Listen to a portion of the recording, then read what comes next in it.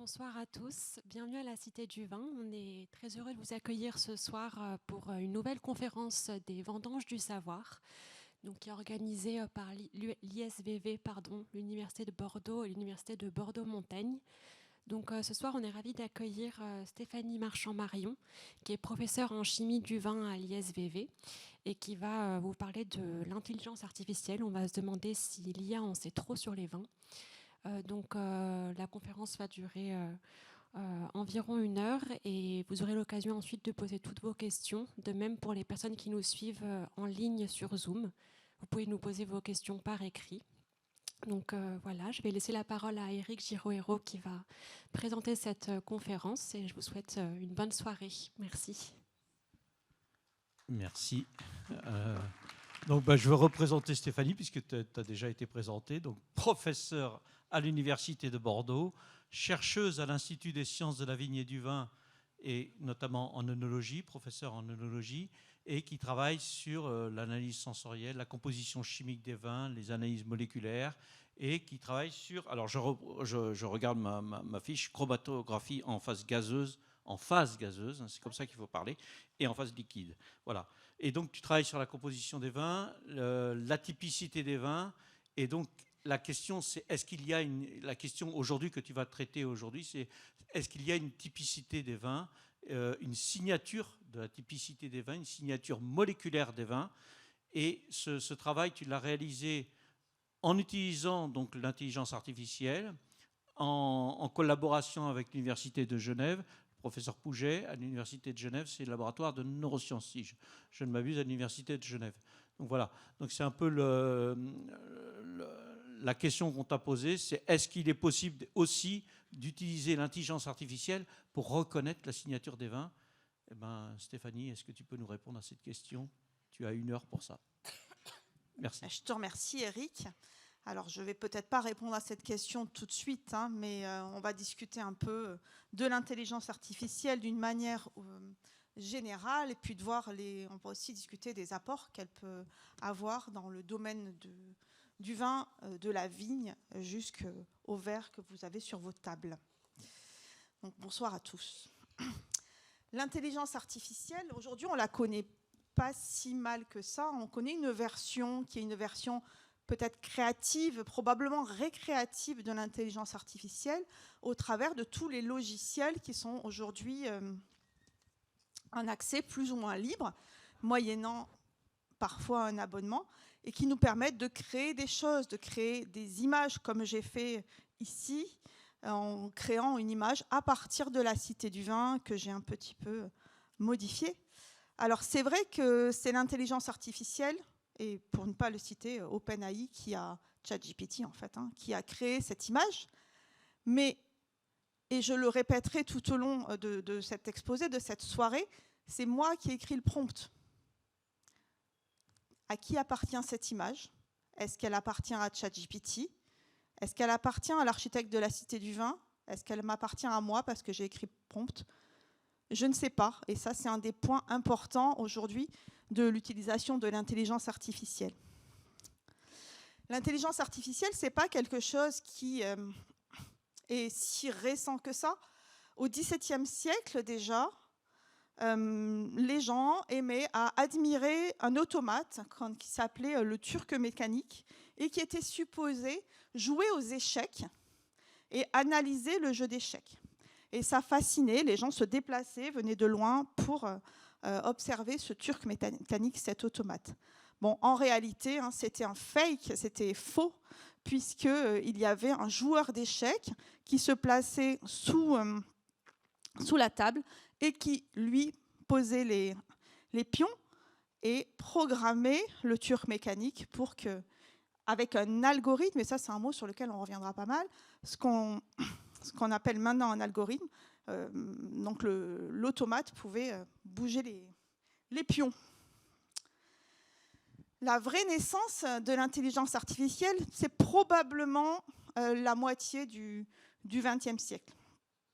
Donc on a l'habitude de dire qu'Alan Turing, ce scientifique incroyable britannique, qui était à la fois scientifique, à la fois un peu philosophe et sportif de haut niveau, On a l'habitude de dire que ça a été lui le père fondateur de l'intelligence artificielle.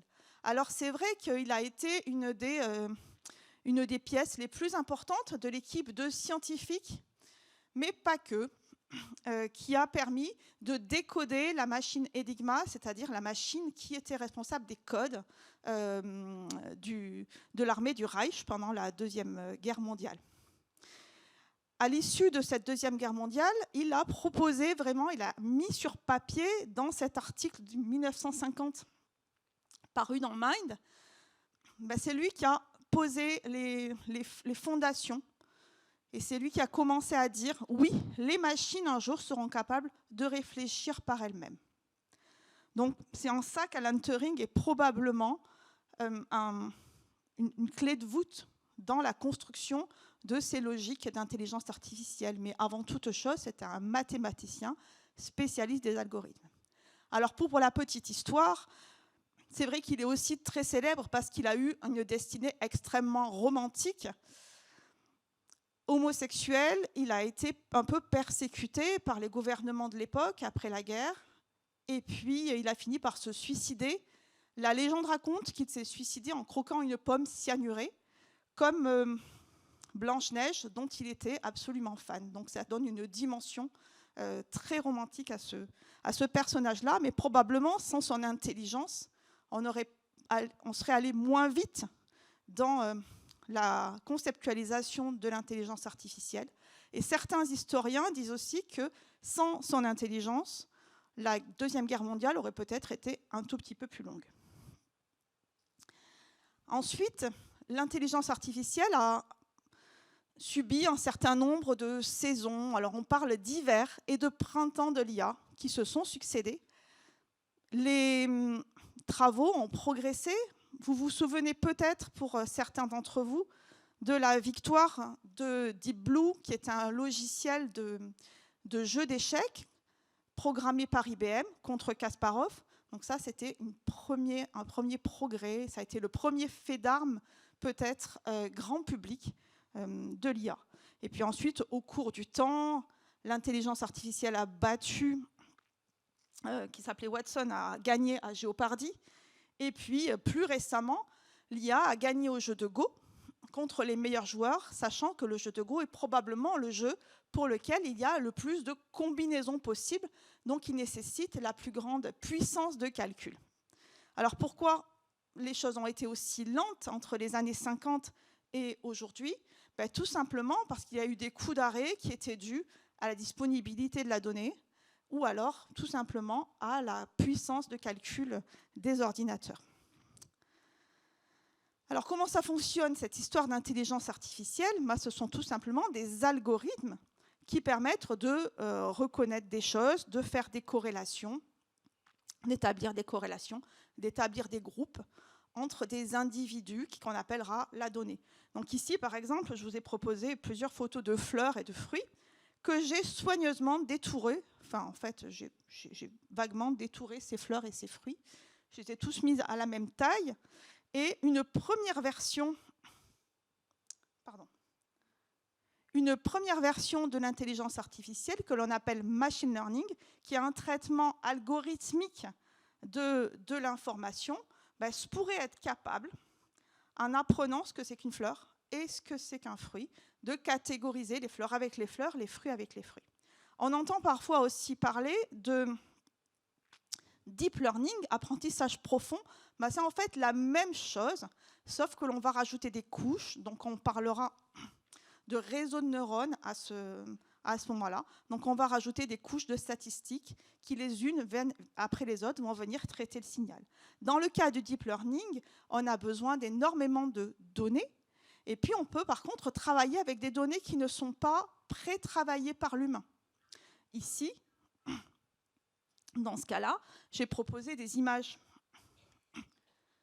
encore une fois, de fleurs et de fruits, mais certains fruits sont coupés, d'autres, des fleurs ne sont pas détourées. On a des images qui peuvent être relativement semblables ici, et pourtant, si je demandais à un système de deep learning de catégoriser les fleurs et les fruits, il serait capable de faire la séparation. Et c'est ce qui se passe avec les systèmes d'intelligence artificielle générative et qui, parfois, sont utilisés à des fins récréatives. Dans le monde du vin, souvent, on n'a pas suffisamment de données pour faire du deep learning, et c'est souvent du machine learning, de l'apprentissage machine que l'on va faire plutôt. Quoi qu'il en soit, l'IA nécessite en premier lieu d'acquérir de la donnée. Ces données doivent être contextualisées, c'est-à-dire porteurs d'informations. C'est-à-dire qu'une analyse de vin doit être accompagnée de l'identification de ce vin, son appellation, son millésime, etc., etc., etc. Ensuite, les algorithmes vont être programmés et vont pouvoir comparer des informations avec des informations déjà vues par le passé. En aucun cas, l'intelligence artificielle ne sera capable de voir dans l'avenir, pas plus que vous, pas plus que moi d'ailleurs. Elles ne vont que comparer, peut-être de manière un peu plus puissante que ce que l'on est capable de faire, à des événements déjà observés dans le passé. Tout ça pourquoi ? Pour apporter une réponse adaptée à une question générée par l'humain souvent. Sans humain, pas d'intelligence artificielle. Mais quoi qu'il se passe, ce que l'on apprend avec tout ça, c'est que la donnée, l'information, va être l'or probablement de demain et clairement l'or de l'intelligence artificielle. Et d'ailleurs, tous autant que nous sommes, nous fournissons de la donnée tous les jours, et ça depuis une bonne vingtaine d'années. Grâce à vos téléphones, vous avez offert de la donnée aux grandes entreprises d'IA, qui aujourd'hui vous le rendent peut-être, mais n'empêche que vous l'avez offerte. Donc ça, c'est en résumé, parce que aussi, ce n'est pas vraiment ma spécialité à moi, comme vous l'avez compris, ma spécialité, c'est le vin. C'est un peu le contexte du monde de l'IA. Le vin, à l'opposé, ça n'a rien à voir avec tout ça. Le vin, c'est un domaine sacré, un domaine de jovialité. On ne boit pas du vin pour être cartésien, on boit du vin pour le plaisir, on boit du vin pour la gastronomie.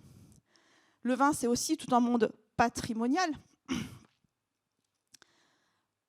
Le vin, c'est certes le liquide qu'il y a dans la bouteille de vin, mais c'est aussi nos paysages, nos châteaux, notre patrimoine, notre histoire, en France comme ailleurs d'ailleurs. Et puis, il existe aussi une dimension sensuelle, voire sexuelle du vin que l'on retrouve dans une bonne partie des productions culturelles. Et ça a été bien évoqué dans les vendanges du savoir en ligne par Nachidi Roy lorsqu'elle nous a parlé du soft power. D'ailleurs, je pense qu'en fouillant un peu dans les archives des vendanges du savoir, vous allez trouver plusieurs conférences qui vont évoquer ces dimensions sacrées, joviales, patrimoniales et sensuelles des vins. Donc, rien à voir avec le monde des mathématiques ou le monde de l'algorithmique. Le vin, c'est aussi l'expression de notre identité territoriale, et Dieu sait si en France, c'est extrêmement important. Cette identité territoriale, elle est difficile à définir et probablement très difficile à mettre en équation. Mais cependant, aujourd'hui, cette identité territoriale et ce patrimoine, il est mis un petit peu entre le marteau et l'enclume. Alors, j'ai désigné le marteau comme le consommateur, ce consommateur qui va avoir de plus en plus d'exigences, des exigences nouvelles par rapport à notre façon de produire le vin, par rapport aux intrants qu'on va pouvoir y mettre, par rapport à la façon dont on va processer le vin. Bref, le consommateur nous challenge un peu tous les jours dans notre façon de faire du vin. Et puis les modifications climatiques qui ne sont plus une hypothèse aujourd'hui, qui sont une réalité, et une réalité modélisée par l'intelligence artificielle d'ailleurs, elles aussi, elles mettent un peu à mal la pérennité de cette identité territoriale. Donc dans ce contexte-là, sécuriser la qualité du vin, ça va être finalement sécuriser la qualité de nos raisins. Produire des raisins sains et des raisins adaptés à un projet de vin, à un vin aspiré, à un style, ça nécessite de connaître bien la biologie de la vigne, Ça a été vu aussi dans pas mal de conférences des vendanges du savoir. Et puis, ça nécessite de maîtriser les maladies de la vigne, toujours avec de moins en moins de moyens de lutte, pour ne pas utiliser trop de produits phytopharmaceutiques. Donc finalement, anticiper et évaluer les risques en termes de qualité du vin dû aux modifications des conditions de production, ça nécessite de plus en plus de travail quant à la connaissance de la composition de ces vins et de ces raisins. Donc on en arrive à notre première question, qui est: est-ce que l'IA peut nous aider à mieux observer la vigne et mieux connaître les maladies? Donc nous, les scientifiques, la première chose qu'on fait quand on se pose une question, c'est qu'on va voir dans des bases de données qui contiennent l'ensemble des publications scientifiques, et puis on regarde si des mots-clés qui nous intéressent sont de plus en plus cités dans les publications. Donc ici, j'ai regardé si deep learning et machine learning étaient souvent associés à vigne dans les publications scientifiques. On se rend compte que depuis une petite dizaine d'années, on a une augmentation exponentielle du nombre d'articles qui sont produits sur ce thème-là. Ça aussi, c'est une image que j'ai faite avec ChatGPT, mais c'est moi qui ai écrit le prompt, je le rappelle. Alors, parmi les articles que l'on a vus apparaître, nous parlant de la vigne et de son observation par l'intelligence artificielle, j'en ai relevé 2 qui ne sont pas forcément intéressants pour leur thématique, mais sont intéressants pour les gens qui les ont écrits. On voit apparaître dans la littérature scientifique toute une nouvelle communauté de chercheurs qui ne sont pas spécialistes du vin, mais qui sont spécialistes des sciences des données et des sciences de l'algorithme. Donc là, il y a une vraie question à se poser. Est-ce qu'on laisse ces gens travailler sur le vin et affirmer des choses alors qu'ils ne connaissent pas le vin? Ou est-ce qu'on collabore avec eux? Peut-être c'est une question que les chercheurs devraient se poser et probablement une question qu'on se posera demain. Après, j'ai dû faire une sélection dans tous les articles qui étaient publiés et j'ai choisi de vous présenter ces 3 travaux qui portent tous sur la même question, qui est la lutte contre le mildiou, qui pose énormément de problèmes aujourd'hui. Qui en a posé par le passé, certes, mais qui en pose de manière extrêmement récurrente et sur l'ensemble du territoire, malheureusement. Parmi ces 3 articles, 2 portent sur la détection à l'aide d'analyses d'images de la contamination par le mildiou sur les feuilles. Donc, dans 2 de ces articles, on fait des prélèvements de feuilles et puis on analyse ça au laboratoire. On fait des images et on analyse ensuite par des méthodes d'intelligence artificielle, par des algorithmes, ces images. Sur le 3e article qui m'a particulièrement intéressée, alors là, on ne va pas au laboratoire et ils ont designé une stratégie avec une acquisition d'images particulières, spectrophotométriques, directement dans le vignoble. À l'aide de cette acquisition, ils sont capables de repérer des zones où le mildiou est présent ou va bientôt être présent, et donc de cibler de manière extrêmement chirurgicale les traitements. Donc ça a un énorme avantage, c'est que ça permet d'anticiper les traitements et aussi de les cibler sur des zones en particulier. Avec leur modèle, on atteint à peu près 91% de réussite, c'est-à-dire 91% des fois où on repère une attaque précoce de mildiou, on ne se trompe pas.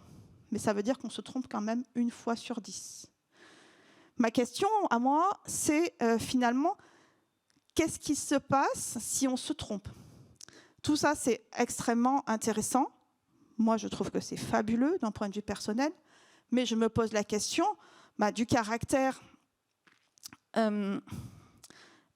du droit autour de ces données. À qui appartiennent ces photos? À qui appartient l'algorithme?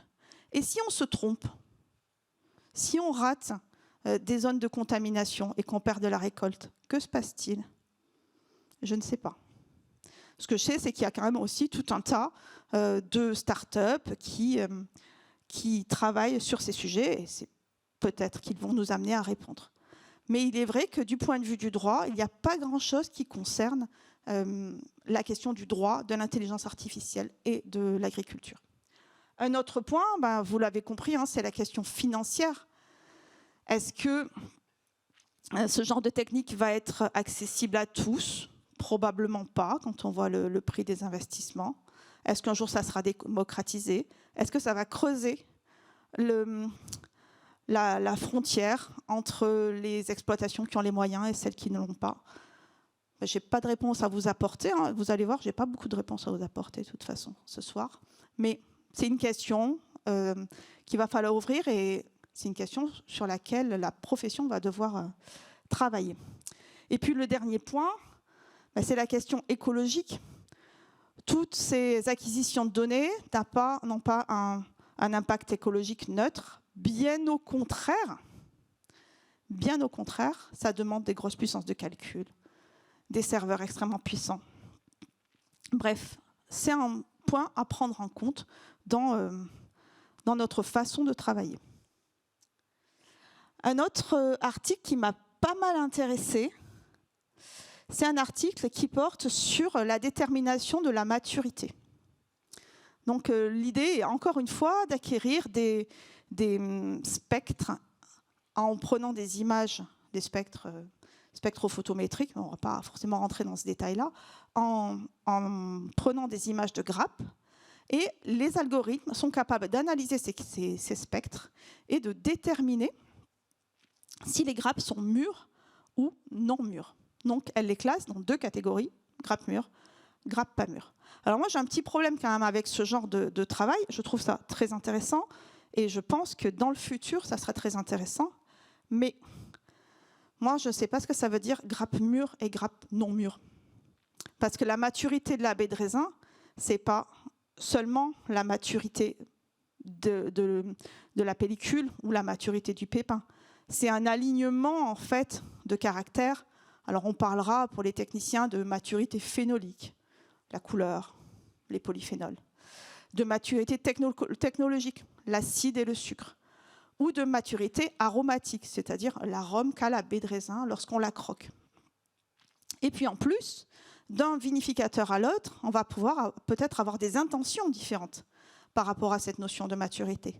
Certains vont vouloir cueillir leurs raisins alors qu'ils sont juste à maturité.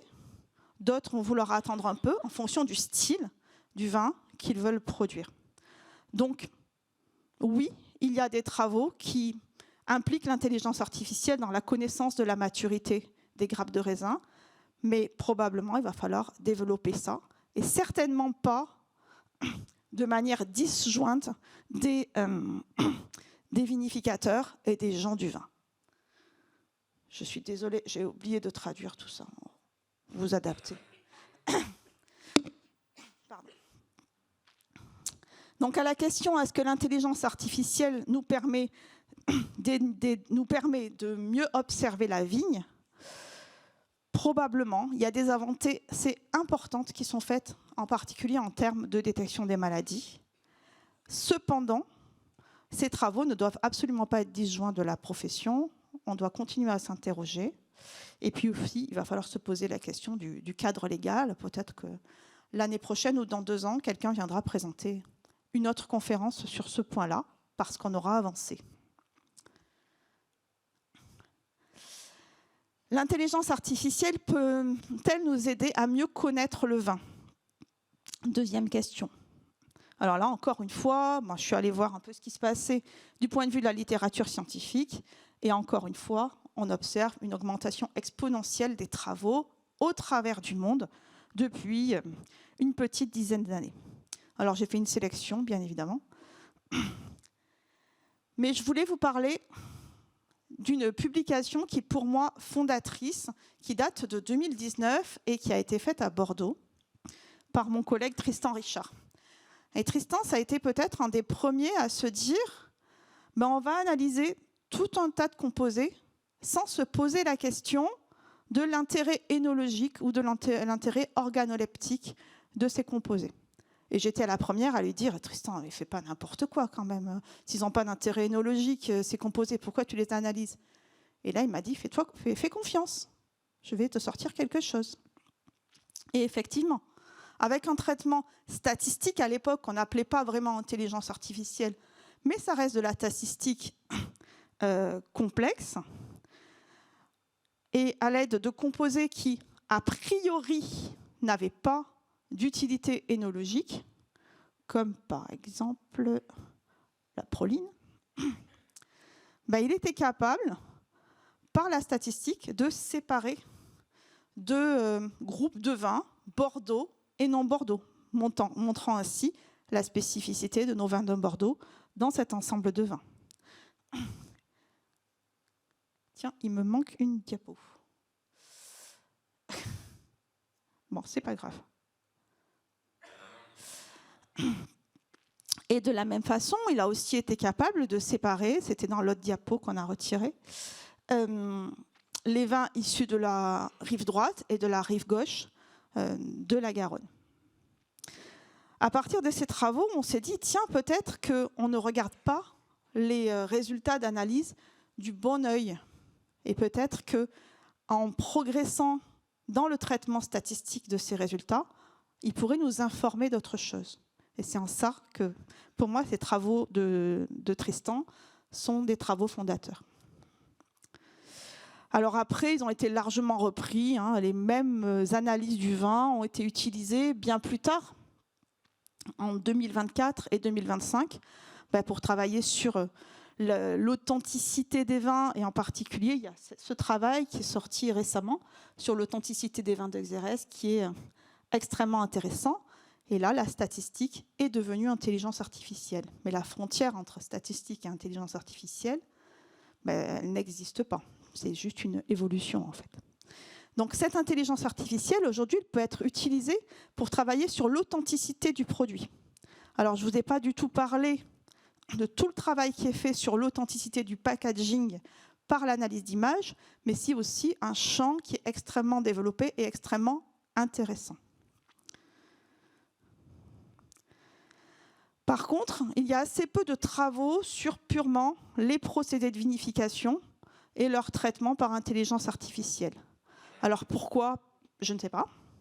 Probablement parce que les procédés de vinification, c'est des moments qui vont vite. Il faut prendre les décisions vite, des décisions hochées, et on n'a pas le temps de faire tout un tas d'analyses lorsque l'on doit prendre une décision pratico-pratique. Pour l'instant, il n'y a pas grand-chose là-dessus. Cependant, il y a un autre travail qui m'a extrêmement intéressée. C'est un travail très récent qui porte sur la traçabilité des billes des grumes de chêne.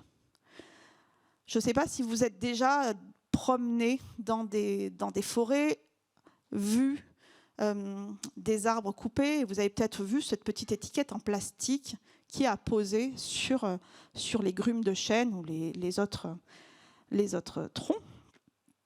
Ça, c'est le seul outil que l'ONF a aujourd'hui pour authentifier et pour faire de la traçabilité sur le bois.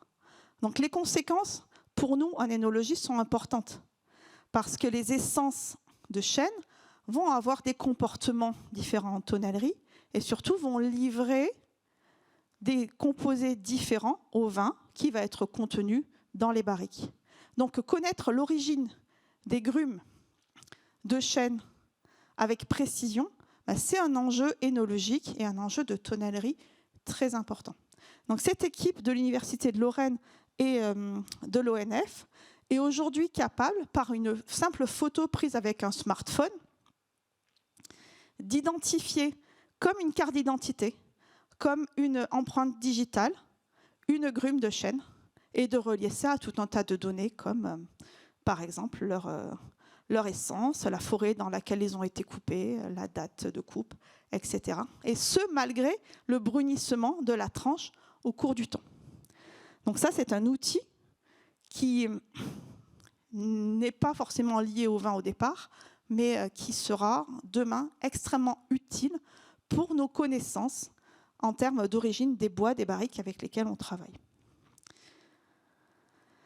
Après, la question qui m'a été posée, reposée, reposée, et même parfois il y a des journalistes qui m'ont posé cette question et qui ont répondu eux-mêmes à la question avec leur façon de voir les choses, c'est est-ce que l'on peut modéliser le dégustateur ?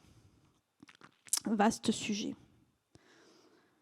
Alors souvent, par dégustateur de vin, on pense à ce petit monsieur-là, c'est-à-dire monsieur Duchemin qui, dans l'aile ou la cuisse, est capable, en dégustant un vin, d'identifier millésime, château, évidemment cépage, orientation des coteaux. Et d'ailleurs, il trouve à Saint-Julien des coteaux de bonne pente. Je suis allée à Saint-Julien pour vérifier. Il n'y a pas de coteaux de bonne pente quand on connaît les coteaux de bonne pente qu'on va pouvoir trouver en Alsace, par exemple. Donc, c'est vrai qu'on pense souvent, quand on parle de dégustation de vin, à cette performance sportive que fait le sommelier de concours et lorsqu'il découvre, avec plus ou moins de précision, l'étiquette d'un vin. Cependant, la dégustation des vins professionnels, ce n'est pas ça. Et il se trouve qu'il y a quand même quelques travaux issus de cette fameuse nouvelle communauté de chercheurs du vin qui vivent très loin des vignobles et qui peut-être ne connaissent pas le vin. On trouve quelques travaux portant sur l'évaluation de la qualité à partir de traitements par intelligence artificielle. Et dans ces travaux, moi, ce qui m'a énormément inquiétée, c'est qu'on utilise essentiellement les données qu'on trouve sur Internet. On ne déguste à aucun moment les vins. C'est juste de la data plus ou moins libre qui est processée et des vérités qui en sortent. Donc, moi, je vous inviterai à faire un peu attention aux résultats de ces travaux. Pourtant, la dégustation du vin et la dégustation du vin professionnel ou la dégustation du vin pour le plaisir, la dégustation de vin domestique, c'est bien plus complexe que ça. C'est l'association d'un patrimoine matériel, le vin, et d'un patrimoine immatériel, les projections que l'on a sur ce vin, la relation que l'on a eue avec le propriétaire du château, le plaisir qu'on a eu à s'y rendre et à passer les coteaux de bonne pente de Saint-Julien pour accéder à Léoville-Lascaz, ce qu'on a lu sur ce vin, la réputation. Donc tous ces paramètres-là font partie du décorum et du plaisir que l'on va pouvoir avoir à boire du vin dans un cadre domestique, et puis pour les professionnels qui sont ici, dont je fais partie, goûter du vin dans l'activité professionnelle. Et les deux exercices ne sont pas du tout les mêmes. Finalement, la dégustation du vin, ce n'est pas juste identifier un cru, une année, une étiquette, c'est faire un exercice pour tout un tas d'objectifs, une grande diversité de projections. Qu'est-ce que je vais pouvoir faire de ce vin? Avec quoi je vais bien pouvoir l'assembler? Est-ce que je dois le traiter? Ce vin-là, avec quoi je vais pouvoir l'accorder à table, moi en tant que ménagère? Comment je vais le travailler? Ce raisin, quel vin va-t-il me donner? Toutes ces questions-là, on y répond dans la vie professionnelle ou dans la vie domestique par la dégustation. Et puis, il y a des résultats différents lors de la dégustation. Du simple « j'aime, j'aime pas ». Alors, on y a droit, les professionnels qui sont ici. Sachez que vous avez droit au « j'aime, j'aime pas », mais chez vous, à votre table. De la catégorisation, en typique, pas typique, bon, pas bon, pour mon marché, attendre, pas attendre, etc. La description qui impressionne souvent les non-connaisseurs du vin. Souvent, on me dit, oui, moi, je ne connais pas le vin, alors je ne peux pas le décrire. Si, tu peux le décrire. C'est autorisé, tu as le droit de dire ce que tu penses. Ça nécessite, cette description, encore une fois, de la connaissance, de l'entraînement, du travail. Et puis, le travail du dégustateur de vin professionnel, c'est dans la plupart des cas un travail projectif. On se demande, que va-t-on faire avec ce vin? Comme je l'ai dit tout à l'heure, avec quoi je l'assemble? Est-ce que j'attends pour l'assembler? Est-ce que je le laisse encore un peu dans des barriques? Est-ce qu'il a le niveau pour avoir cette étiquette? Toutes ces questions-là, c'est des questions auxquelles on répond en tant que dégustateur professionnel. Et on y répond généralement rapidement, par le simple travail de déguster. D'ailleurs, c'est un travail que l'on a fait avec un doctorant avec lequel j'ai eu l'honneur de travailler, Nicolas Lemaine. Donc on a fait ce petit boulot il y a une petite dizaine d'années, où on a produit des courbes de vie du vin typiques. On a ici le temps qui passe, le temps de vieillissement du vin, et ici l'évolution de sa qualité. En discutant avec des professionnels du vin, on a compris qu'il existait finalement 3 sortes de vins. Celui qui ne sera jamais bon. Ben, il y en a, je suis désolée, il y en a. Enfin, je ne peux pas vous dire qu'il n'y en a pas, hein, il y en a. Bon, celui qui ne sera jamais bon. Celui dont la qualité augmentera très rapidement, en peu de temps, et qui ne se gardera pas. Ce vin-là, en bleu. Et puis le vin, dit vin de garde, que l'on va garder longtemps, qui va atteindre un plateau qualitatif et qui un jour va s'oxyder. Alors tout le jeu, ça va être de le boire ou de l'assembler avant qu'il s'oxyde, d'ailleurs. Alors j'ai un copain, je raconte toujours à mes étudiants, ça, je suis désolée pour les étudiants qui sont là. J'ai un copain qui est un très bon chercheur en œnologie qui s'appelle Maurizio Uliano, qui officie à Vérone. Et il m'a dit, mais ça, c'est les vins James Dean, et ça, c'est les vins Sophia Loren. Et c'est vrai que c'est un peu ça, finalement. J'aime bien citer mes copains. Donc, par ces courbes, encore une fois, on a travaillé sur notre capacité à statistiquement proposer une prise de décision. Qu'est-ce qu'on a fait de ces courbes? On a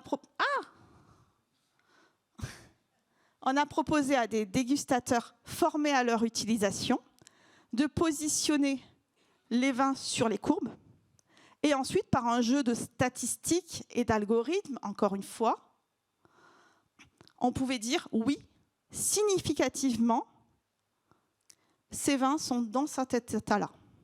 Alors, ce n'est pas encore de l'intelligence artificielle et ça ne permet surtout pas de prévoir l'avenir. C'est là où je voulais en venir, en fait, finalement. Ça permet de proposer une version statistique, une version calculée d'un positionnement du vin sur ces courbes-là. L'utilisation de l'intelligence artificielle pour comprendre mieux la dégustation, c'est quelque chose de complexe. Il n'y a pas énormément d'articles là-dessus, mais il y en a un qui m'a beaucoup plu et qui n'est pas encore sorti, puisqu'il sortira officiellement au mois d'août 2025. Mais nous, on a des petites combines pour avoir les articles à l'avance à l'université. Enfin, les petites combines, c'est qu'on paye, hein, c'est ça. Donc, c'est un travail qui a été produit par des immenses chercheurs du monde du vin. On a là Maria Pilar, Sue Bastian et David Rich Jeffrey, qui sont parmi les meilleurs chercheurs actuels dans le monde du vin, qui officient pour une part en Australie et pour une autre part en Espagne. Alors, ce qu'ils ont fait, c'est qu'ils se sont dit, qu'est-ce qu'on n'arrive pas à comprendre et qu'est-ce qu'on n'arrive pas à maîtriser par la dégustation du vin. Et un des points sur lesquels c'est un peu difficile de s'accorder entre dégustateurs. C'est un peu difficile de former les jeunes à ces descripteurs-là. C'est un peu difficile de dire, je suis désolée, je n'ai pas traduit encore une fois, j'ai fait n'importe quoi. C'est un peu difficile de dire quand un vin est réellement asséchant, ou de décrire la texture, comme ici le velouté. Des mots comme collant, pâteux, sont aussi assez difficiles à utiliser quand on déguste les mots, déguste les vins, parce qu'on a beaucoup de mal à s'accorder sur ces mots-là. Donc, cette équipe a pris une quinzaine d'énologues formés, une trentaine de vins australiens et espagnols, et puis ils leur ont demandé de remplir des cases pour dire tel vin est effectivement sucré, acide, etc., etc. Et parmi les caractères sur lesquels les dégustateurs étaient d'accord, il y avait ces 4 caractères qui, pour nous, sont des vraies difficultés à utiliser dans la dégustation. Et donc, ils se sont dit, je ne sais pas trop ce qu'ils se sont dit, j'en discuterai avec eux, un de ces 4, mais j'imagine qu'ils ont dû se dire, tiens, au lieu d'utiliser ces mots-là, qui sont difficiles à maîtriser, on va peut-être essayer de remplacer ça par des analyses. Donc, ils ont fait des analyses spectrophotométriques, d'autres analyses physico-chimiques sur les vins. Et puis, grâce à des algorithmes d'intelligence artificielle, ils ont été capables de remodéliser l'utilisation de l'ensemble de ces mots-là avec un succès de 8 fois sur 10. Vous me direz, il y a 2 fois sur 10 où ils se plantent, mais 8 fois sur 10, ils y arrivent. Donc pour moi, ça, c'est une avancée significative parce qu'il y a des choses sur lesquelles on bute en dégustation et probablement l'IA et l'analyse vont pouvoir nous aider à faire sauter ces verrous. Mais cependant, ce temps d'analyse et le travail qu'il y a à côté pour générer ces analyses est vraiment important. Ça ne se fait pas en ouvrant une bouteille et en dégustant un verre de vin. Donc il y aura toujours un équilibre à trouver entre l'énergie qu'on met pour produire de la donnée et de la donnée propre et l'énergie qu'on met pour déguster les vins et avoir une réponse. Donc, à la question, l'IA peut-elle nous aider à mieux connaître le vin? Peut-être, probablement. Aujourd'hui, on n'est qu'en 2025. Probablement que dans 3, 4, 5 ans, il y aura d'autres travaux, des travaux encore plus significatifs. Mais tout ça, ça doit être considéré comme une nouvelle compétence à l'analyste du vin. Nous, par exemple, dans l'équipe dans laquelle je travaille, il y a des analystes spécialisés d'analyse sensorielle, des analystes spécialistes d'analyse chimique, dont je fais partie. Et aujourd'hui, on a compris que peut-être il va falloir faire rentrer des scientifiques de la donnée dans l'équipe. Mais ça n'éliminera pas les 2 autres catégories de scientifiques, et en particulier les analystes chimiques, puisqu'on a besoin de données, quoi. Pour pouvoir générer de l'IA, on a besoin de données et de données propres. Alors, il y a une autre question qu'on m'a posée bien des fois, c'est est-ce que finalement l'IA va nous aider à mieux comprendre nos terroirs? Alors en fait, la question qu'on m'a posée, ce n'est pas celle-là. C'est est-ce que l'IA va permettre de copier les terroirs? Mais non. Les coteaux de Bonne-Pente de Saint-Julien, on ne va pas les copier. Ils n'existent pas, vous me direz, mais on ne va pas les copier. On ne peut pas transposer comme ça un terroir. Un terroir, c'est très complexe. C'est un ensemble de plein de choses. C'est un sol et un sous-sol. C'est un porte-greffe, un cépage, implanté depuis longtemps sur ce sol, généralement. C'est un climat. C'est une évapotranspiration, ce sont des températures. C'est la main de l'homme, le choix de l'homme. Le choix de l'homme qui a choisi de tailler sa vigne de telle ou telle façon. Le choix de l'homme qui a choisi d'enherber ou de ne pas enherber ses rangs. Le choix de l'homme qui a choisi une hauteur de palissage. Le terroir, c'est tout ça. Et c'est indissociable. Ce n'est pas parce que demain, je vais utiliser la technique bordelaise chez moi en Provence que je vais pouvoir faire du Saint-Julien. Ça ne fonctionnera pas. Je continuerai à faire du vin de Provence, qui est délicieux cependant. Donc le terroir, c'est vraiment un équilibre, Pénaud disait, magique, entre tous ces paramètres-là. Donc nous, les analyses du vin, qu'est-ce qu'on fait pour mieux comprendre nos terroirs? On essaye de décrire des concepts sensoriels, c'est-à-dire dire, voilà, un centimillion de 10 ans, ça doit ressembler à ça. Pas parce que je l'ai décidé, parce que je l'ai observé sur d'autres centimillions de 10 ans. À partir de ces concepts sensoriels, on va identifier des composants qui ont un effet positif sur ces vins ou un effet négatif. Et d'ailleurs, les premières années de l'analyse du vin, dans les années 80 jusqu'aux années 2000, les 20 premières années, ont été énormément consacrées à l'identification des déviations. Et puis, on va aussi chercher des précurseurs, des causes à l'apparition de ces composés. Et puis, toutes ces connaissances, ça a permis aux chercheurs du vin, depuis une bonne quarantaine d'années, d'anticiper, de faire évoluer leurs pratiques, d'évaluer les risques et de proposer des modifications des conditions de production pour s'adapter aux contraintes que sont le changement climatique, par exemple, mais aussi le consommateur dont on a parlé tout à l'heure. Et pour ça, il faut des stratégies analytiques solides. Alors, moi, quand j'étais petite, quand je suis arrivée jeune étudiante auprès de Gilles de Revel pour apprendre l'analyse du vin, il m'a appris la chromatographie. Donc la chromatographie, qu'est-ce que c'est ? C'est une science analytique qui date à peu près de la même époque que l'intelligence artificielle, de la Deuxième Guerre mondiale, et qui permet de séparer les composants du vin un à un. Bon, ça nécessite un peu de travail, mais ça se fait. Et ensuite, on détecte les composants du vin qui forment une variation d'un signal électrique.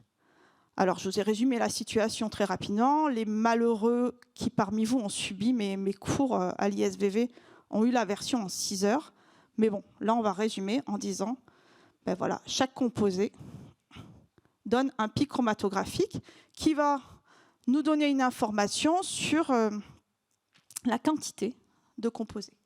Et puis, par d'autres techniques, comme la spectrométrie de masse, on a aussi des informations sur l'identité des composés qui donnent le pic. Qui est responsable de ce pic? Et puis après, moi, ce que j'ai appris quand j'étais jeune, il y a fort longtemps, on intègre avec un calculateur l'air sous la courbe, c'est ça, une intégrale, c'est calculer une aire sous la courbe. Et puis après, on fait des calculs, et puis on obtient des quantités de composés avec des incertitudes. Et puis après, on fait des calculs, et on obtient des statistiques qui nous disent avec plus ou moins de succès, tiens, alors ce truc-là, il est peut-être relié avec cette typicité de vin, mais je ne suis pas sûre parce que c'est vrai à 35%. Bon, c'est... Finalement, tout ça, c'est... j'ai perdu ma diapo. C'est la deuxième, pardon. Donc finalement, tout ça, c'est assez flou. Et ça nous a permis d'avancer, certes, mais d'avancer toujours avec un certain risque de se tromper. Un risque non négligeable de se tromper. Et on se dit que peut-être, si on traitait mieux notre information, notre chromatogramme, peut-être qu'on pourrait y voir différemment. En fait, ce qu'on a fait, c'est qu'on a changé de lunettes, tout simplement. Et on s'est dit, peut-être, dans ce bruit de fond, il se passe quelque chose qui est porteur d'informations. Le problème, c'est que moi, je n'étais pas capable de gérer un signal comme ça et de le considérer comme une fonction mathématique. Mais par contre, j'étais convaincue, en superposant divers chromatogrammes et en les recalant un peu les uns par rapport aux autres, qu'il y avait un bruit de fond, peut-être porteur de quelque chose. Et c'est là, en fait, que est intervenu, ce qui a été savamment introduit par Eric tout à l'heure, une collaboration avec l'Université de Genève et avec le professeur Alexandre Pouget. Alors ça, c'est une règle, en fait, en sciences, quand vous avez un problème, le mieux, c'est de vous trouver un copain qui a une autre compétence. Et après, deuxième truc, on se demande, est-ce que j'ai envie de bosser avec lui? Est-ce que j'ai envie de passer du temps avec cette personne? Est-ce que j'ai envie de partager un verre de vin? Alors là, coup de bol, Alexandre Pouget, c'est un très bon scientifique de la donnée. Il connaît le fonctionnement des réseaux de neurones et il boit du vin. Et il aime le vin. Ça, c'est un sacré point positif parce que du coup, on peut se parler et on comprend de quoi on parle et on a le même enthousiasme à étudier le vin. Donc, allez, c'est parti. On s'est dit, tiens, on va travailler ensemble et tu vas m'aider à traiter mon signal chromatographique mieux que ce que je sais le faire, moi toute seule. Et donc, on s'est dit, moi je lui ai dit, oui, alors du coup, tu sais traiter les signaux comme ça. Dans ce cas-là, est-ce que tu peux traiter mes signaux? Est-ce que tu peux me dire si finalement le millésime est plus important que le terroir? Est-ce que les journalistes qui nous disent tout le temps, mais est-ce que ce millésime sera bon? Est-ce qu'ils posent la bonne question? Peut-être pas, peut-être que c'est le terroir qui est plus important, probablement.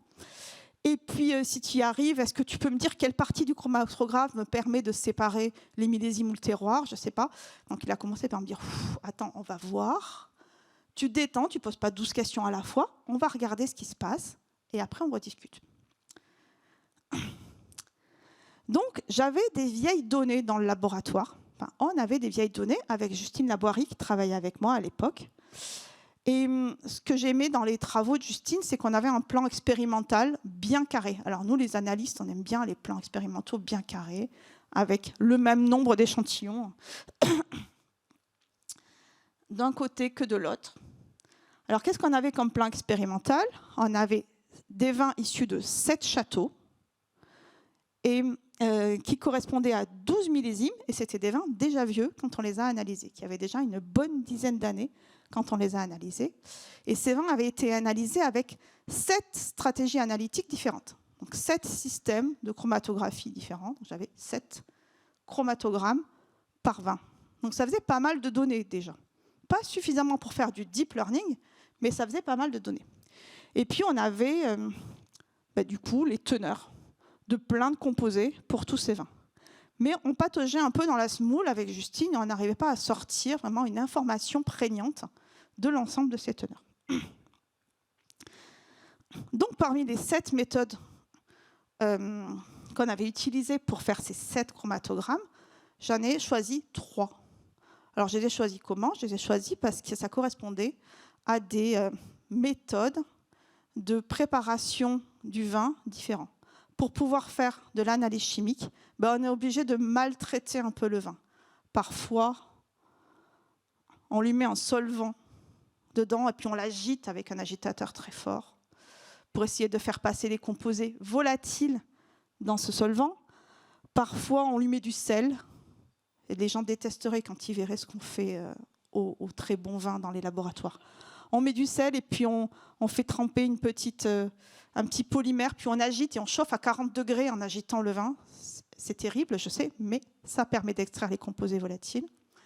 Parfois, on met des petites éponges de polymère dans le vin, on l'agite très fort, on peut rajouter du sel, on peut chauffer, on maltraite le vin pour récupérer les composés volatiles, les composés responsables des odeurs pour certains. Donc, on a choisi de travailler sur ces 3 enregistrements-là, que j'ai envoyés au professeur Alexandre Pouget à Genève. Et puis lui, il a traité le signal comme le font les spécialistes de la data.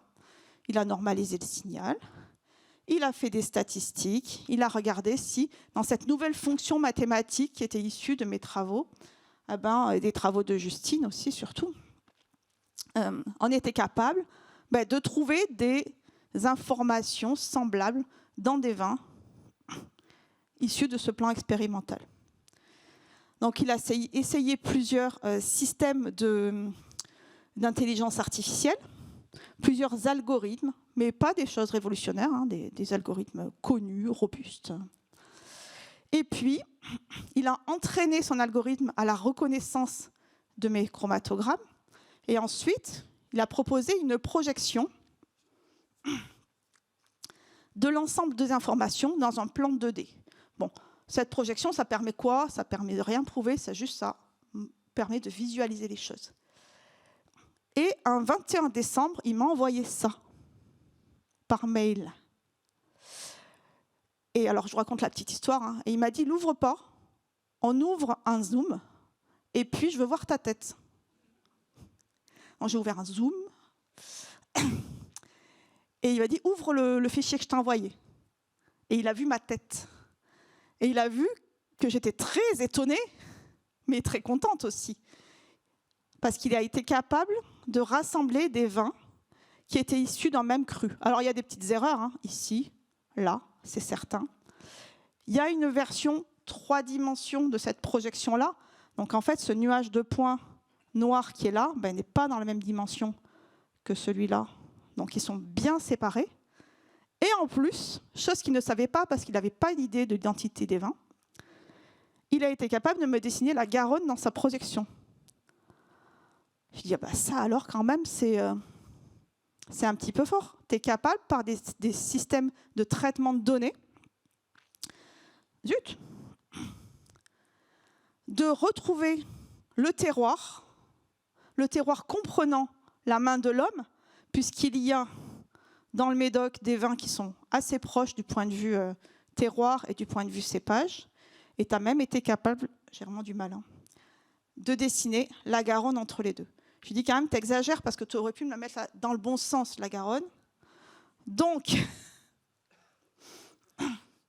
étape suivante, comme je connais un peu les vins quand même, j'ai dit, ouais, mais en fait, ton truc, c'est tout pourri parce que probablement que tu n'as pas été capable de me parler du terroir, mais juste de l'assemblage, parce que moi, je sais que dans le Médoc et dans le Libournais, les assemblages ne sont pas les mêmes. Donc j'ai dit, tiens, on va prendre les données d'assemblage et puis on va voir si tu es aussi fort que ça. En fait, non, il n'a pas été aussi fort que ça. La conclusion, c'est que l'assemblage, ça ne suffit pas à expliquer les différences que l'on a entre les vins de l'autre côté. Bon, comme je lui avais dit, essaye de mettre la Garonne dans le bon sens, il a essayé un autre algorithme, histoire de confirmer ses résultats. Encore une fois, il a réussi à séparer les vins en fonction du cru, pas en fonction du cépage. La Garonne était un peu plus dans le bon sens, mais toujours inversée. Bon, on s'est arrêté là, je vous avoue. Voilà ce qu'on a été capable de faire avec un traitement de signal un peu plus intelligent que celui que je faisais par le passé. Alors ensuite, il a essayé d'apporter la preuve que ça fonctionnait en me montrant les performances de son algorithme. 100%, ça veut dire que dans 100% des cas, les vins sont attribués au bon cru. Et puis j'ai dit, écoute, maintenant dis-moi quel est le chromatogramme qui est le plus important. Est-ce que c'est celui-là, celui-là, celui-là? On se rend compte que celui-là, par exemple, il est moins important dans le signal. Alors j'étais assez contente parce que cette méthode-là, c'est la méthode qui est la plus déstructurante et qui donc va chercher les composés enfouis dans la matrice du vin. À partir de là, moi, je rêvais, évidemment, de trouver là où les molécules qui étaient les marqueurs de tel ou tel cru. Mais quelle erreur! En fait, on a appliqué la stratégie qu'utilisent les généticiens, c'est-à-dire qu'on a retiré petit bout par petit bout des parties du signal. Et puis, on a essayé de voir si à un moment, il y avait l'information qui était portée par ces petits bouts. Au final, on se rend compte qu'il n'y a aucun petit morceau du signal qui est réellement saillant. Donc, finalement, ces vins, c'est un équilibre. C'est un équilibre entre plein de composés, une complexité. Et c'est ça leur marqueur de terroir. Ce n'est pas un composé, ça serait trop simple et on l'aurait trouvé par le passé. Finalement, c'est bien pour les vins. Parce que ça nous montre quoi? Ça nous montre que nos terroirs et nos vins ne sont pas copiables si facilement que ça. Alors, après, question suivante. Je voulais quand même qu'il me prouve qu'on n'était pas capable de séparer les millésimes, de faire la même chose avec les millésimes. Donc, je lui ai demandé de retravailler ces données. Et en aucun cas, il a été capable de séparer les millésimes. Et ça, c'est la preuve de quoi? C'est la preuve que le terroir, le château, le sol, la vigne, et je suis au bout de mon temps, la main de l'homme sont bien plus importants que le millésime, qui ne sont qu'une version, en fait, de l'expression des terroirs. Alors, j'aime bien faire la comparaison avec la haute couture. C'est facile de séparer un tailleur Chanel d'un tailleur Dior, quand on connaît un peu la haute couture. Mais dans tous les cas, un Chanel, quelle que soit la saison, il aura toujours les marqueurs primordiaux du Chanel. C'est pareil pour nos vins. Alors après, on a éprouvé le système en se demandant si finalement les composés quantifiés avec des méthodes d'intelligence artificielle pouvaient nous donner le même résultat. Est-ce que vraiment il y a de l'information dans le bruit de fond?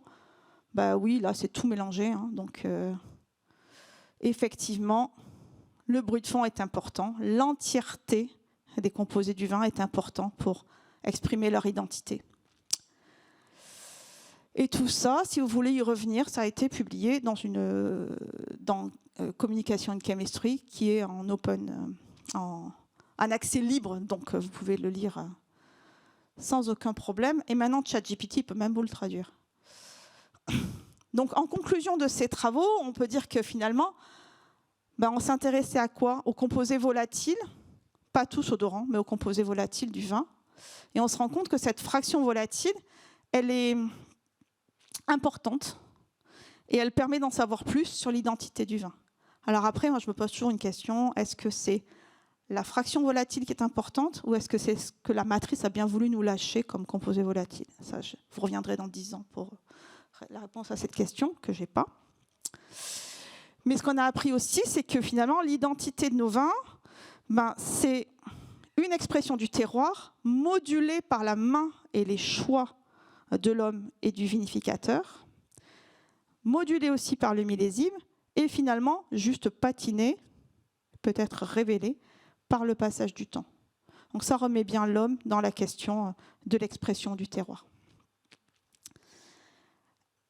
On va arriver à la fin de cet exposé. Est-ce que j'ai répondu à votre question? L'intelligence artificielle en sait-elle trop sur le vin? Je ne sais pas. En tout cas, ce dont je suis certaine, c'est que l'IA va nous aider à mieux détecter les composés du vin, à mieux comprendre leur composition et surtout à travailler sur les maladies et les maladies de la vigne en particulier. À l'instar de ce qui se fait dans le monde médical, ça peut être un outil extrêmement important de la détection des maladies de la vigne. Et dans la question de la pérennité du vignoble, c'est une clé. Ça va nous aider peut-être mieux aussi à comprendre la perception des vins. Ça va être un outil de plus, pas un outil pour remplacer, mais un outil de plus pour comprendre la composition du vin. Et toujours dans cette idée de toujours sécuriser la qualité, pas de faire des fakes, ça va être extrêmement compliqué. Il y a plein de choses que je ne vous ai pas dites. Il aurait fallu qu'on passe la nuit ensemble ici, et ce n'était pas l'objet. Mais aujourd'hui, il y a aussi des chercheurs qui font parler les archives grâce à l'intelligence artificielle et grâce à tout ce qui a été numérisé par Gallica ou POP, par exemple, qui sont des serveurs dans lesquels on peut accéder aux documents anciens. L'IA, aujourd'hui, permet de faire des bonds incroyables dans la connaissance des archives et la connaissance finalement de l'histoire des vignobles. Depuis toujours, l'IA s'intéresse aussi à la modélisation du climat, et si on a progressé dans la modélisation du climat, c'est probablement grâce à ça. Il y a aussi des équipes qui travaillent à l'analyse des commentaires de dégustation, et pas mal de startups en particulier. Hier soir, une collègue microbiologiste m'a dit « Ah mais oui, mais l'IA, ça aide aussi à mieux comprendre les dynamiques des microbiotes de la vigne, microbiotes fermentaires. » Il y a une question qui est ouverte et qui nécessite d'être étudiée, je pense, par le monde du droit. C'est la question de l'IA et de l'automatisation du travail. Aujourd'hui, des robots vont peut-être pouvoir nous remplacer dans plein de tâches. Qui sera responsable si ces robots font une erreur ? C'est une question à laquelle je ne suis pas capable de répondre et je n'ai pas trouvé l'information. Et je crois que ça n'a pas été statué. Et comment va-t-on gérer ce remplacement, ce changement dans le travail ? L'IA est aussi beaucoup utilisée aujourd'hui pour suivre le foncier, pour observer en fait les zones de culture. Et donc ça, c'est un autre travail qui est en cours, qui mériterait d'être étudié. Cette question de l'IA et du monde du vin, ça soulève de nombreux points. La question de la propriété des données. Je vous ai dit au début, cette image est jolie, ChatGPT l'a faite, mais j'ai écrit le prompt. Et d'ailleurs, toute ma petite collection de petits bonhommes, là, j'ai écrit les prompts. Et même pour certaines de ces images, des collègues qui m'ont dit oh, bah, tu devrais mettre un robot dans une vigne. Ah bah oui, bah, à qui appartient l'idée? Au collègue qui a eu l'idée? À moi qui ai écrit le prompt? À OpenAI? Je sais pas. Je n'ai pas la réponse à cette question. Toute la question du droit d'auteur n'est absolument pas statuée. La question des conséquences sur le travail, on en a déjà parlé. La question de la qualité et de la modification de la donnée par les intelligences artificielles doit aussi être réfléchie pour nous, mais aussi dans divers domaines. La question de l'impact écologique, je pense que ça mériterait 2 heures de conférence encore, mais ce n'est pas anodin, l'utilisation de l'intelligence artificielle du point de vue écologique. Ce n'est pas anodin du tout. Pour tous ceux d'entre vous qui, comme moi, pour cette conférence, font de l'intelligence artificielle générative, récréative, bah, arrêtez tout de suite, parce que ça équivaut au fait de prendre votre voiture et de faire des tours de rocade autour de Bordeaux un jour de bouchon. Ce qui est certain, c'est que la filière, la profession va devoir se poser des questions par rapport à cette IA qui est vraiment de plus en plus importante, de plus en plus prégnante, réfléchir à contractualiser l'appartenance des données, se poser la question des données sensibles, qu'est-ce que l'on met dans les algorithmes. Quelques petits conseils, essayez de jamais mentionner de nom de marque ni de personnes physiques dans vos prompts et dans vos algorithmes, si jamais vous les utilisez à la maison. L'humain doit toujours avoir sa place au cœur de la création et au cœur de l'analyse par intelligence artificielle. Et je vous remercie pour votre attention.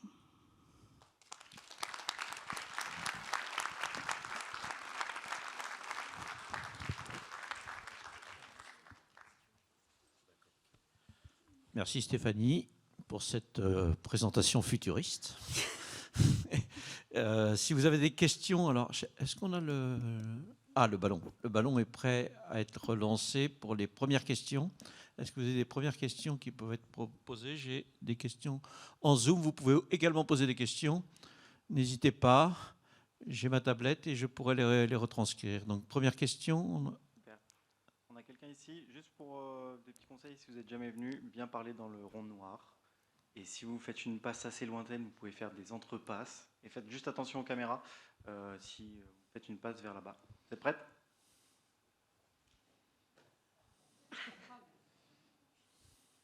Oui, j'avais donc par rapport au cas des faussaires, ça a déjà été le cas de pouvoir, avec des assemblages tout simplement, d'imiter des vins. N'avez-vous pas peur qu'avec justement l'entraînement de l'intelligence artificielle à reconnaître au plus précis possible les éléments qui composent le vin, d'atteindre au final des niveaux de vin faux beaucoup plus importants? Alors ça, c'est une question qui m'est souvent posée, et c'est vrai que je ne suis pas rentrée dans les détails de la génération des analyses. Mais ce qu'il faut savoir, c'est que pour générer les 3 données analytiques que j'ai utilisées pour le travail sur le terroir avec Alexandre Pouget, ça équivaut à peu près 6 heures de travail pour la machine, une bonne grosse demi-journée par 20 pour le laborantin. Et si on doit acheter ces données, si on doit acheter ces techniques d'analyse, il va falloir débourser une somme bien plus importante que le prix du vin. Chaque analyse, dans le commerce, dans les laboratoires, on les vend entre 70 et 200 € l'analyse. Donc, peut-être que oui, mais moi, si j'étais faussaire, je pense que je prendrais plus de temps à contrefaire un emballage qu'à contrefaire le produit à l'intérieur. Parce que c'est énormément de travail. C'est ce que... Après, je ne suis pas faussaire non plus, hein, c'est vrai que... Mais pour l'instant, l'acquisition de cette donnée, elle est extrêmement... c'est beaucoup de travail, quoi. Elle est extrêmement complexe. Cependant, quelqu'un qui a beaucoup d'argent et qui, à l'autre bout du monde, achète les vins et achète les analyses, sera capable de faire la même chose. D'où l'intérêt que l'on a, nous, à avoir un temps d'avance. Il faut qu'on ait un temps d'avance, je pense.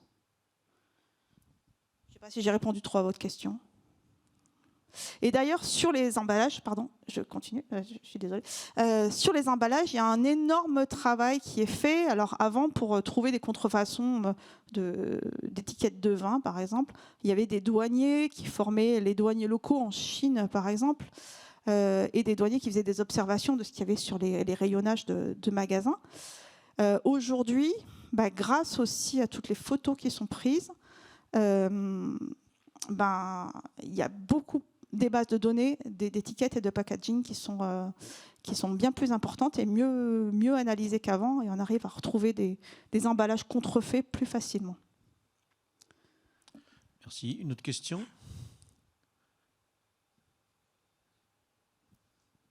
C'est l'heure d'aller boire du vin? Non, moi, j'aurais une question en tous les cas. Tu n'as pas parlé de beaucoup d'IA et analyse sensorielle, je trouve. Eh bien oui, parce qu'il n'y a pas grand-chose de sérieux. Oui. Il y a des choses de fait ou pas? Il y a le travail de Maria Pilar, Oui. David et Sio, qui est vraiment, pour moi, un travail important. Il y a aussi des choses qui sont faites par des startups en termes d'analyse de commentaires de dégustation. Par exemple, la startup bordelaise WineSpace analyse les commentaires. Moi, personnellement, j'ai fait aussi des petits bricolages avec les commentaires que j'ai pu trouver sur Internet pour voir si ça fonctionnait. Tout ça pour dire quoi? Que oui, il n'y a pas grand-chose. Il y a des choses, mais il n'y a pas grand-chose. Je suis certaine que dans 1 an, je te dirai le contraire. Oui, il y a un champ extraordinaire. Il y a un champ extraordinaire. Mais c'est tellement compliqué. Pour acquérir des données de sensoriel, il faut avoir un panel. Il faut former ce panel. Ça prend un temps fou. C'est la donnée qui est compliquée à acquérir pour entraîner les algorithmes. Mais par contre, ce qui est certain, c'est que ça va venir. Ça va venir. Parce qu'il faudrait croiser ça avec des données, sur la connaissance des dégustateurs aussi. Oui. Puisque, si j'en crois ce que j'ai entendu dans les discussions à l'ISVV, c'est que chaque dégustateur a ses propres reconnaissances de molécules, etc.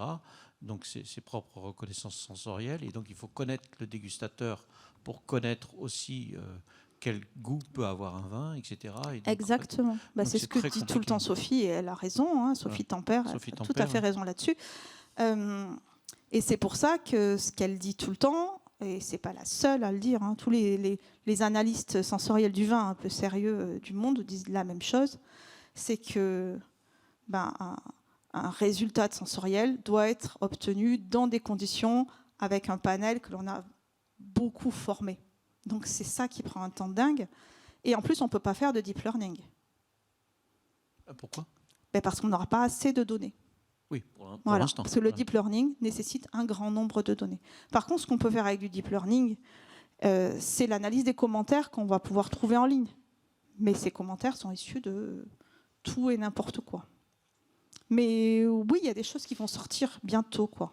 D'accord, donc on ne va pas remplacer Sophie Tempère dans les 50 ans, quoi. Si non, parce que déjà, je ne saurais plus avec qui déjeuner le midi, première chose. Et deuxième chose, on a besoin des spécialistes d'analyse sensorielle. Tout à fait. Ouais. Quoi qu'il se passe. Heureusement pour eux. Voilà. Autre question?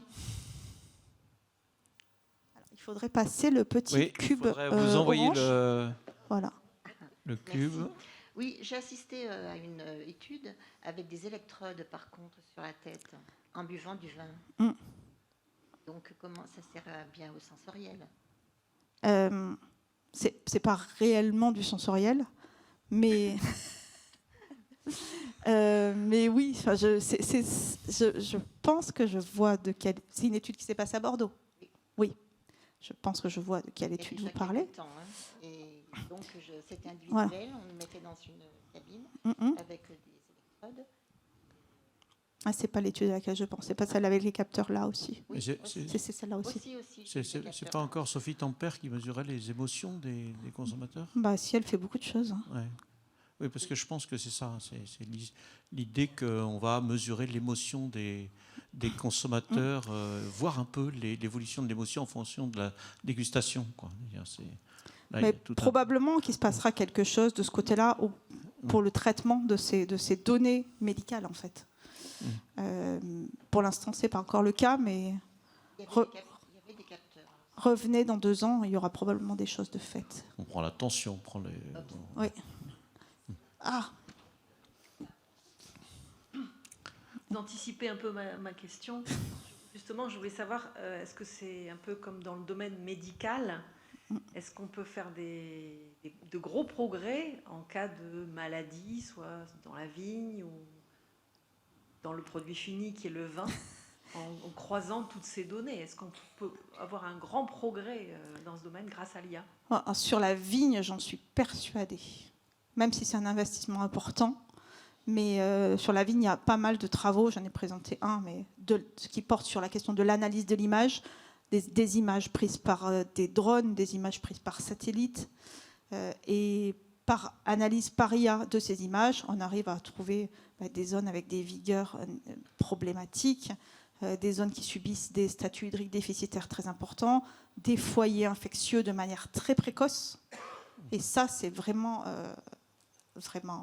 chouette, parce que, pour ne pas citer le nom de la start-up qui s'occupe de ça, parce que ça va permettre de diminuer vraiment la quantité de phytopharmaceutiques, quoi. C'est super, je pense. Mais c'est un investissement. Est-ce que ça ne risque pas aussi d'accroître on ouvre le parapluie un peu plus large aussi, plus on en sait, oui. moins on prend de risques. Oui, et en même temps, je ne me vois pas dans la situation actuelle prôner la prise de risque. Il y a déjà assez de problèmes comme ça, donc bon. C'est toute la question qui est autour des détections des maladies très précoces. Est-ce que ça valait le coup de traiter cette personne et de lui faire subir plein de choses, ou est-ce qu'il aurait fallu laisser tomber? C'est une question qui, dans le domaine médical, est quand même très importante. Et dans notre domaine, ça va émerger aussi, quoi, c'est certain. Autre question? Après, je t'ai trouvé très sévère, Stéphanie, quand tu as présenté le chiffre de 90%. Tu as dit, oui, mais il y a quand même 10% d'erreurs, et ça, c'est un peu dramatique. On n'a pas le droit de se tromper comme ça. Mais oui, parce que tu me connais, Eric, je fais de la provoque tout le temps. Parce que quand même, 90% de réussite, oui. Quoi. Parce qu'après, 10% d'échec, mais enfin 90% de réussite pour détecter le mildiou, c'est quand même hyper important. Quand même... En fait, effectivement, 10 diapos plus tard, j'ai dit que 80% c'était fabuleux. Oui, c'était 80. J'ai dit tout et son contraire dans le même exposé. Mais en fait, ce que je voulais soulever comme point, c'est la question de la responsabilité de l'erreur. Oui. Oui, mais enfin... S'il y a une erreur, on a le droit de se tromper quand on fait une prévision météo. Hein, oui, mais qui a le droit de se tromper? Oui, je veux dire... À qui la faute? Et là-dessus, c'est clair que les juristes doivent travailler. Ils en sont conscients. Mais à qui la faute?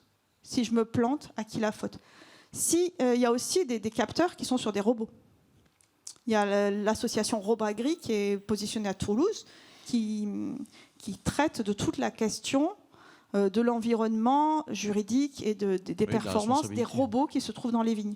Si ton robot sort de ta vigne et qu'il percute un cycliste, à qui la faute? La faute du programmeur, la faute du robot, la faute du viticulteur? Je ne sais pas. C'est ce point-là que je voulais soulever avec cette petite provoque. Voilà. Merci. Une autre question? Une dernière question?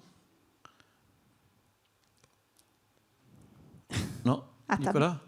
Non, il n'y a pas de question sur Zoom. Désolé. Bon, on va écoute, s'arrêter il est 20h23, c'est très bien. Oui, c'est parfait, exactement. Et en tous les cas, merci pour cette présentation qui nous a projetés dans le futur. Merci Stéphanie.